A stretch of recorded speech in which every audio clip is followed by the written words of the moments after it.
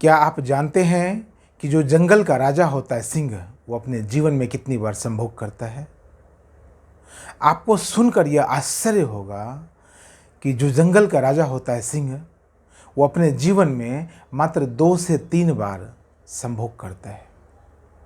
पूरे जीवन में 2 से 3 बार ही वो, या कहिए कुछ मुट्ठी भर, कहिए मतलब बिल्कुल सीमित समय के लिए सीमित संभोग करता है वो। जानते हैं ऐसा क्यों होता है? चलिए उसके बारे में बात करेंगे। पहले यह बतला दूं आपको, उसका परिणाम क्या होता है। सिंह दूसरे सिंह को पैदा कर देता है, राजा दूसरे राजा को पैदा कर देता है। यह बात इसलिए महत्वपूर्ण है हम मनुष्यों के लिए। यदि आप मनुष्य हैं, यदि आप समग्रता से जीवन को जीना चाहते हैं, यदि आप परिपूर्ण व्यक्तित्व चाहते हैं, यदि आप समृद्ध व्यक्तित्व चाहते हैं, तो आप अपने संभोग की ऊर्जा को बचाएं। और यदि आप चाहते हैं पिता बनना, यदि आप भी चाहते हैं राजा पैदा करना, अपने जैसा समृद्ध व्यक्तित्व पैदा करना, तो आपको कम से कम संभोग करना चाहिए। संभोग की जो ऊर्जा है, वो ऊर्जा बहुत कीमती है। बाकी ऊर्जा आप बाहर से ले सकते हैं, बाकी ऊर्जा आप बाहर से ले सकते हैं। आपकी बॉडी में आज ग्लूकोज कम है, आप ग्लूकोज बाहर से चढ़ा सकते हैं। प्लेटलेट्स कम है, आप प्लेटलेट्स बाहर से ले सकते हैं। किसी और प्रकार की एनर्जी आप बाहर से ले सकते हैं। लेकिन जो सेक्सुअल रिलेशन, जो एनर्जी है, जो कि सेक्सुअल रिलेशन बनाने के लिए अनिवार्य है, वह तत्व आप बाहर कहाँ से लेंगे? वह तत्व तो आपके भीतर से ही पैदा होता है। वह तत्व आपके भीतर से भी कहना, आपके भीतरतम से पैदा होता है। जैसे माँ के प्रेम में पड़ने से, माँ के बिल्कुल प्रेमल होने से, अति प्रेमल होने से माँ के स्तन का खून दूध में रूपांतरित हो जाता है। पुरुष की ऊर्जा जब कामुकता की ओर जाती है, जब किसी और तरफ गमन करती है, तो पुरुष के रक्त वीर्य में बदल जाते हैं। कहिए प्रकृति ने उत्पादन करने के लिए, प्रकृति ने संतति को पैदा करने के लिए, प्रकृति ने मनुष्य के जैसा मनुष्य पैदा करने के लिए, पशु नहीं,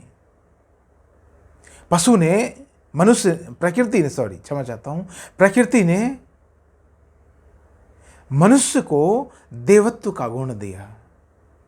और प्रकृति चाहती है कि एक देवता दूसरे देवता को पैदा करे, इसलिए आपके भीतर संभोग करने की ऊर्जा दी, संभोग करने की क्षमता दी। इस बात को आप गहराई से समझने का प्रयास करें। आखिर क्यों महत्व रखता है संभोग? संभोग को पहले समझ लें। सम जोड़ भोग, हम संधि विच्छेद करके देखते हैं। सम जोड़ भोग, समयंस बराबर भोग, यानी भोग करना, बराबर भोग करना। शरीर का भोग करे, उपयोग ना करे। उपयोग अलग बात है। मैं आपका उपयोग कर सकता हूँ, आप मेरा उपयोग कर सकते हैं, मैं इस मोबाइल फोन का उपयोग कर सकता हूँ। भोग अलग चीज है। शरीर का भोग करे, दोनों शरीर एक दूसरे का भोग करे, बराबर भोग करे, सम बराबर भोग करे। मन दूसरे मन का भोग करे, और आत्मा का बराबर भोग करे। यह जो 3 तल है, शरीर, मन और आत्मा, इस 3 तल पर बात बराबर हो जानी चाहिए। उसके बाद जो घटित होता है वह संभोग है। उस संभोग में जब हम उतरते हैं, तो उसकी जो निष्पत्ति है, उसका जो परिणाम है, वो देवत्व वाला होता है। वह संभोग, इसलिए अधिकतर तंत्र में संभोग को बहुत महत्व दिया गया। इसके पीछे लफाजी नहीं था, इसके पीछे कामुकता नहीं है। कामुकता की ऊर्जा का ऊर्ध्वगमन, जो कामुकता की जो ऊर्जा है उस ऊर्जा को ऊपर उठा लेना। आप देखिए मेरे इस टी शर्ट पर आपको दिखाई देगा जो वस्त्र मैंने पहन रखा है, देखिए ये कुंडलिनी के प्रकार हैं। कपड़ों पे आजकल उकेरा गया है, ये कुंडलिनी के प्रकार हैं। हमारे शरीर में जो चक्र हैं, 7 चक्र हैं, उनमें पहला चक्र जो है वो पहला चक्र है सेक्स चक्र, मूलाधार, जो आपके मूत्र द्वार और मल द्वार के बीच में होता है। जब तक आप कम उम्र में होते हैं, जब आप कम उम्र में होते हैं, आपका शरीर विकसित हो रहा होता है। जब आप बिल्कुल नौनिहाल होते हैं तब आपको पता नहीं कामुकता का कुछ पता नहीं होता। आप कुछ उम्र के साथ बढ़ते पड़ाव पर उम्र जैसे जैसे बढ़ने लग जाती है, 5, 6, 7, 8, 9, 10, 11, 12 और इस प्रकार से आपका शरीर तेजी से विकसित होने लगता है। आपके शरीर में जो हार्मोनल चेंजेस है, कई हार्मोन का ज़्यादा उत्पादन होने लगता है। वही हार्मोन यदि पहले ही चक्र से, मूलाधार मैंने कहा पहला चक्र है, जो 7 चक्र है, 7 चक्र है, इन 7 चक्रों में जो सबसे निचला चक्र है वह है मूलाधार, सेक्स चक्र। उसी पे यदि ऊर्जा बनेगी, वहाँ ऊर्जा बनती है, याद रखना, वहाँ ऊर्जा बनती है और वहीं से ऊर्जा का गमन हो जाएगा, वहीं से ऊर्जा बाहर चली जाएगी। तो बाकी के सारे चक्र तो लकवाग्रस्त हो जाएंगे, तो बाकी का आपका पूरा शरीर लकवाग्रस्त हो जाएगा। तो जिन बच्चों ने बचपन में मास्टरबेशन किया हुआ, हस्त मैथुन का प्रयोग किया है, उनका शरीर कभी आगे चलकर बहुत ज़्यादा ग्रो नहीं कर पाता। मैं विज्ञान और अध्यात्म का समन्वय कर रहा हूँ। जो आधुनिक विज्ञान है, मॉडर्न साइंस है, और जो स्पिरिचुअल साइंस, मैं दोनों का समन्वय कर रहा हूँ। इसलिए मैं इस वीडियो को बोलकर बतला रहा हूँ। मैंने कहा जब पहली जो हमारे चक्र है, सेक्स चक्र, मूलाधार चक्र, और मूलाधार चक्र पर ऊर्जा बन रही है और वहीं से ऊर्जा की खपत हो जाएगी, तो बाकी के चक्र क्या होंगे? आप इस तरह समझिए, यदि जहाँ पे प्रोडक्शन हो रहा है, कोई वस्तु बन रही है, वहीं से खपत हो जाएगी, तो मार्केट में कहाँ से जाएगा? मार्केट में तो जा ही नहीं पाएगा। दुकान तो फिर ऐसे खाली रह जाएंगे, आउटलेट्स तो फिर ऐसे बेकार पड़े रह जाएंगे। वैसा ही होता है। तो बाकी के सारे चक्र डेवलप नहीं हो पाते हैं, क्योंकि वही एक ऊर्जा है जिस ऊर्जा से शरीर का डेवलपमेंट होता है। जो सेक्स की ऊर्जा है, उसी ऊर्जा से शरीर का विकास होता है। उस ऊर्जा को वीर्य से हम बचाते। वीर्य इसलिए बहुत कीमती है। वीर्य सिर्फ भोजन से नहीं बनता, भोजन से भी बनता है, जल से भी बनता है, सोने से भी बनता है, ऑक्सीजन लेने से भी बनता है, लेकिन और भी चीज़ें आपके भीतर, उससे भी बनता है। आत्म तत्व भी उससे भी बनता है। नहीं तो निष्क्रिय अगर शरीर, निर्जीव में नहीं बनेगा वो। इवन देखिए, जो लोग पैरालाइज हो जाते हैं, जो लोग मानसिक तौर पर पैरालाइज हो जाते हैं, उनके भीतर कम से कम बनता है। इसका मतलब है कि सिर्फ आहार और जल से नहीं बनता है। मैं कहना क्या चाहता हूँ? मैं कहना यह चाहता हूँ आपको, जिस प्रकार जिस चक्र पर ऊर्जा बन रही है, उसी चक्र से ऊर्जा यदि बाहर चली जाती है, तो बाकी सारे चक्र निष्क्रिय हो जाएंगे, बाकी का शरीर पैरालाइज्ड हो जाएगा। इसलिए जो बच्चे मास्टरबेट करते कम उम्र में, उनका शरीर डेवलप नहीं हो पाता है, उनकी बुद्धि बहुत प्रखर नहीं हो पाती है। कम उम्र में जब आप 6, 7, 8 साल, 9 साल के होते हैं, तो मनोवैज्ञानिक कहते हैं कि आपका पिनियल ग्लैंड डेवलप हो रहा होता है खूब तेज़ी से, और पिनियल ग्लैंड आपके ब्रेन के भीतर वही डेवलप नहीं हो रहा होता है, आपका हाइपोथैलेमस भी ग्रो कर रहा होता है। और हाइपोथैलेमस का कार्य क्या है? हाइपोथैलेमस बैलेंस करता है शरीर के तापमान को। शरीर में गर्मी कब आएगी? जब आपके शरीर में ऊर्जा होगी। शरीर में ऊर्जा नहीं होगी, सेक्स जो ऊर्जा हो बाहर ही निकल जाएगी उसी चक्र से, तो ऊर्जा होगी नहीं, तो टेम्परेचर कैसे मेंटेन किया जाएगा? होगा ही नहीं। हाइपोथैलेमस आपके ब्रेन के भीतर है, वो आपके शरीर की ऊर्जा, टेम्परेचर को मैनेज करता है, सेक्स को मैनेज करता है, आपके नींद को मैनेज करता है।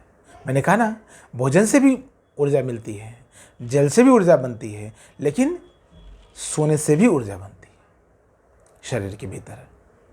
तो आपका हाइपोथैलेमस आपके नींद को, आपके ब्लड सर्कुलेशन को, आपके सेक्स को मैनेज करता है।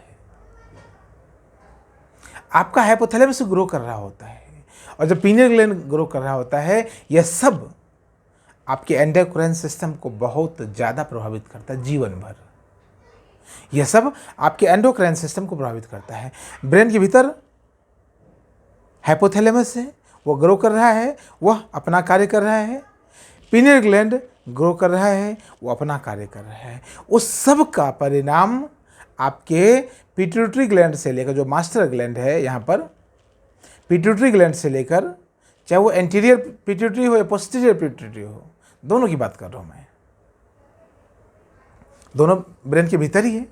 एंटीरियर पिट्यूटरी भी और पोस्टीरियर पिट्यूटरी भी, दोनों को प्रभावित करता है। जब ये मास्टर ग्लैंड प्रभावित होता है तो पूरा एंडोक्राइन सिस्टम, फिर थायराइड और पैराथायराइड ग्लैंड, फिर थाइमस ग्लैंड, फिर एड्रिनल ग्लैंड, फिर इस प्रकार से पूरा ग्लैंडुलर सिस्टम काम करता है। फिर पूरा एंडोक्राइन सिस्टम काम करता है। तब काम करता है जब वो सब संयमित रहेगा। तब वो यदि ऊर्जा ऊपर की ओर उठेगी, जो सेक्स ऊर्जा है वो यदि नीचे से ऊपर की ओर जाएगी, तो ब्रेन को भी मैनेज करने में आसानी होगी। फिर ब्रेन को भी ऊर्जा देगा, वो ब्रेन को भी का भी पोषण करेगा वो ऊर्जा। आपकी सेक्स ऊर्जा आपके ब्रेन नीचे से ऊपर उठकर, जैसे जड़ वृक्ष भोजन कैसे बनाते हैं, वृक्ष भोजन बनाने की पूरी प्रक्रिया नीचे हो रही है, लेकिन वही भोजन का प्राण पत्तों तक में जा रहा है, डालियों तक में, टहनियों तक में जा रहा है। उसी प्रकार ऊर्जा बनती है नीचे मूलाधार चक्र पर, फिर वहाँ से होते हुए स्वादिष्ठान, मणिपुर, अनाहत, विशुद्धि, आज्ञा चक्र, सहस्रार तक आती है। वही ऊर्जा जब ऊपर की ओर उठती है तो कुंडलिनी के सारे द्वार को तोड़ते हुए चली जाती है। तो इडा पिंगला के बाद सुषुम्ना का विकास होने लगता है शरीर में। सुषुम्ना योग की भाषा में बहुत कीमती है। सुषुम्ना जब जागृत होती है तो पूरे शरीर का जो रीढ़ की हड्डी और पूरी की पूरी बैलेंस होने लगती है, मजबूत होने लगती है। उसमें ऊर्जा का वर्तुल बन जाता है, ऊपर नीचे होता रहता है। यह पूरा जो सेक्स ऊर्जा है, इसको बचाने से होता है। इसको मैं कहता हूं सेक्सुअल कॉन्शियसनेस। इसको मैं कहता हूं सेक्सुअल कॉन्शियसनेस। यदि आप उस ऊर्जा को बचा लिए, तब ऐसी सारी प्रक्रियाएं होगी। आपका हाइपोथैलेमस अच्छे से काम करेगा, आपका पीनियल ग्लैंड अच्छे से काम करेगा, आपका पिट्यूटरी अच्छे से काम करेगा, आपका पूरा एंडोक्राइन सिस्टम अच्छे से काम करेगा। और जब अंतःस्रावी ग्रंथ, एंडोक्राइन सिस्टम मीन्स अंतःस्रावी ग्रंथियाँ, जब अंदर में जो हार्मोन छोड़ने वाली जो ग्रंथि है, जो ग्लैंड है, वो ग्रंथि जब अच्छे से काम, जब परिपूर्ण होगी, जब उसका पोषण होगा, जब वो पैरालाइज नहीं होगी, तो अच्छे से हार्मोन का स्राव करेगी, हार्मोन छोड़ेगी। वो स्राव करती मतलब निष्कासित करती, निकालती है। जब वो हार्मोन अच्छे से प्रोड्यूस कर पाएगी, निकालेगी, आपके शरीर के सारे अंग अवयव स्वस्थ हो जाएंगे। वो हार्मोन से आपके शरीर के वो अंग, वो जो पार्टिकुलर वो अंग है, ऑर्गन है, वो स्वस्थ होता चला जाएगा। इस प्रकार पूरा का पूरा शरीर आपका स्वस्थ हो जाता है। वीर्य की ऊर्जा को बचाने से यह होता है। इसको मैं कहता हूँ सेक्सुअल कॉन्शियसनेस। लेकिन उम्र के बढ़ते हुए क्रम में बहुत सारे सेक्सुअल बिहेवियर में भी चेंजेस आते हैं। तो आपके जो लिंग है, जो योनि है, उसमें बहुत प्रकार का कुछ सेंसेशन होते रहता है। तो मैं आप सबों से कहता हूँ, अपने बच्चों पर, यदि आपके बच्चे हैं, आप माता पिता हैं और आपका बच्चा 6, 7, 8 साल की उम्र का है, उन्हें बताएं। जो लिंग है, पुरुष लिंग है, उनको भी धोने का उनको बताएं, उनको भी साफ करना चाहिए। उससे उनके भीतर खुजली कम से कम होती है। अक्सर आपने देखा है, जब कोई कहीं खुजली हो रही शरीर में, कहीं भी बाहरी, आपको शरीर के बाहरी अंगों का पता होगा, बाकी अंगों का आपको पता होगा, जब कहीं बहुत ज़्यादा खुजली होती है, खुजली के वक्त मन करता है नोचते रहो, नोचते रहो, नोचते रहो। बड़ा अजीब सा एक आनंद आता है, एक अजीब सा आनंद आता है, एक अजीब सा मज़ा आता है खुजली को नोचने में। लेकिन उसके बाद की स्थिति क्या होती है? उसके बाद की स्थिति बहुत भयानक होती है, बहुत भयंकर होती है, बहुत पीड़ादायक होती है। तो लिंग में भी, पुरुष लिंग में, जननांग में भी ऐसा कुछ होता है। इसलिए उसकी साफ सफाई पर विशेष ध्यान देना चाहिए। जैसे हम दांतों की सफाई करते हैं, जैसे हम नाक में उंगली डालकर सफाई करते हैं, जैसे हम आँख की सफाई करते हैं, जैसे हम कान की सफाई करते हैं, वैसे जननांग की भी, पुल्लिंग, जो पुरुष का जो लिंग है, उसकी भी सफाई करनी चाहिए। उससे खुजली कम से कम होती है। तो उससे जो खुजली कम होगी तो फिर आवश्यकता नहीं रहेगी खुजली करने की, आपको खुजली पता ही नहीं चलेगा। अन्यथा जब वहाँ पे खुजली होती है, जब वहाँ पे कुछ संवेदनाएं जगती हैं, तो आदमी को एक अलग प्रकार का आनंद आता है, और उस आनंद से फिर आदमी सेक्सुअल फीलिंग्स में चला जाता है। उससे फिर मास्टरबेशन की एक प्रक्रिया शुरू हो जाती है, हस्तमैथुन का प्रयोग शुरू हो जाता है, और उससे शरीर की ऊर्जा बाहर जाने शुरू हो जाती है।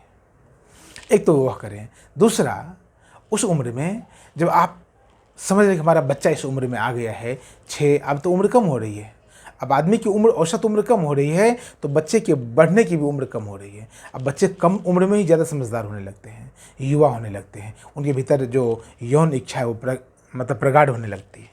तो उस उम्र में क्या करें? यह तो मैंने कहा जननांग को साफ करने की बात आपको मैं बता, जो फिजिकल होता है।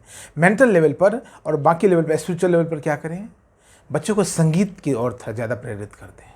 संगीत आपकी अलग अलग चक्रों को छूता है। बच्चों को थोड़ा ध्यान के, मेडिटेशन की ओर लेके चले जाएं। आप उनको इस तरह से बैठा दिया करें, दिन में सुबह शाम में से बैठा दिया करें।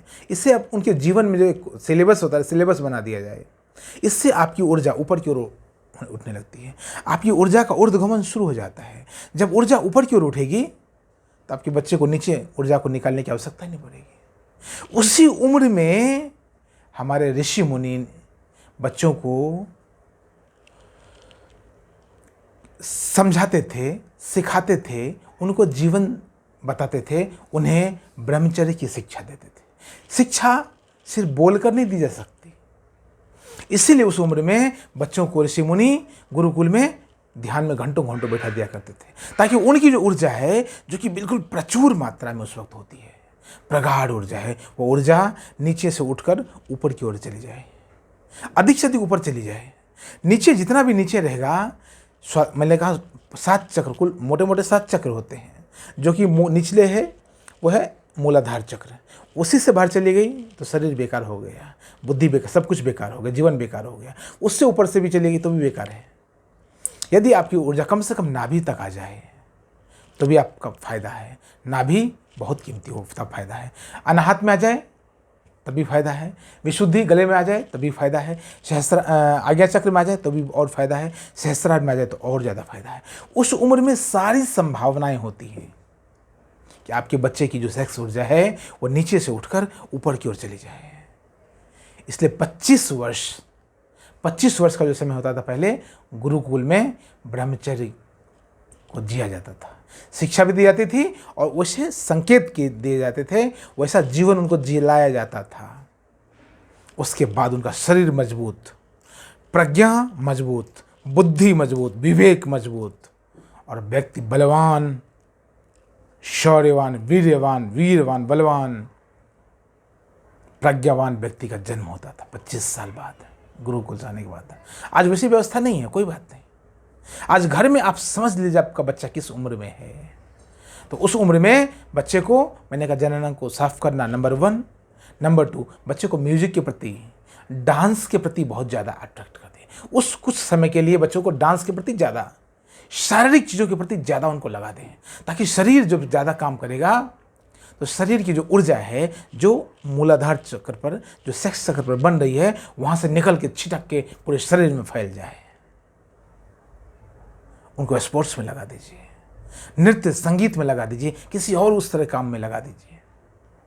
और सबसे उत्तम है उनको ध्यान और ज्ञान के मार्ग में लगा दीजिए, ताकि आपका बच्चा महत्व वाला व्यक्ति बन जाए, समृद्ध व्यक्तित्व का मालिक हो जाए, प्रज्ञावान बन जाए, विवेकवान बन जाए, बुद्धिमान और ज्ञान की प्राप्ति कर ले। सेक्सुअल कॉन्शियसनेस को समझना सबसे ज़्यादा अनिवार्य स्थिति है, सबसे ज़्यादा महत्व रखता है, एक बच्चे के लिए भी और एक बुजुर्ग के लिए भी। आज हर एक व्यक्ति, आज मैंने बच्चे की बात नहीं कही, मैंने आपको बच्चों पर प्रयोग करने के लिए कहा, लेकिन यदि आपको लगता है कि अभी ऊर्जा आपकी मूलाधार से ही बाहर जा रही है, सेक्स चक्र से ही बाहर जा रही है, तो आप भी ध्यान और ज्ञान में, यह ध्यान मुद्रा है या ज्ञान मुद्रा है, अंगूठा और अंगूठे के पास वाली उंगली को चिपका कर, बाकी 3 उंगलियों को सीधा रखकर आप घंटे, 5 मिनट, 10 मिनट का प्रयोग कर सकते हैं। यह मुद्रा भी है, यह मुद्रा चिकित्सा का भी प्रयोग है। यह चिकित्सा आपके सेक्सुअल बिहेवियर को ठीक कर देगी। वो जो रोग है, सेक्स का जो रोग है, उस रोग की चिकित्सा कर देगी। चिकित्सा एक प्रकार की, मुद्रा चिकित्सा। तो इससे आपका व्यक्तित्व का विकास हो जाएगा, आपका परिपूर्ण व्यक्तित्व का निर्माण हो जाएगा और आपके जीवन में आनंद फलित होगा। आप अपने जीवन को जी कर कहेंगे वाह मज़ा आ गया। और यही हम चाहते हैं। जब भी आपसे बात हो, हर एक व्यक्ति को जब देखूं, हर एक व्यक्ति के चेहरे को देखूं तो लगे कि वाह क्या बात है। हर एक व्यक्ति से बात करूं तो उनके मुंह से निकले कि स्वामी जी जीने में मज़ा आ गया। यही उन्नत जीवन का राज है। बहुत बहुत धन्यवाद, बहुत बहुत धन्यवाद।